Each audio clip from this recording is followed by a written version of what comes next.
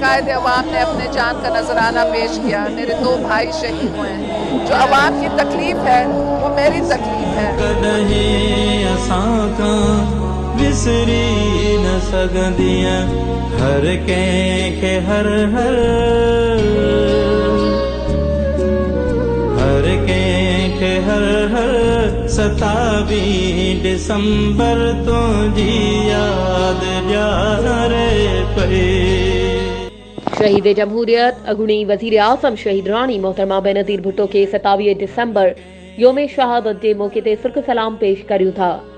ज़िले खैरपुर में Pakistan peoples party MNA पीर सैयद फजल Ali Shah Jilani, MPA Syed Ahmad रजा शाह, अलमारूफ सैयद प्यार अली शाह जिलानी शहीद मोहतरमा बेनज़ीर भुट्टो साहिबा जे नक्शे कदम ते हलंदे बिना के फर्क जे अवाम जी ख़िदमत करण ते संदन के सलाम पेश करियूं था। पारां उस्ताद मोहम्मद जुम्मन मेमण, सलामे ज़हरा मेमण, मंजूर अली मेमण, ॻोठ कोड़ल खान मेमण। विसरी न सघंदियां हर कंहिंखे हर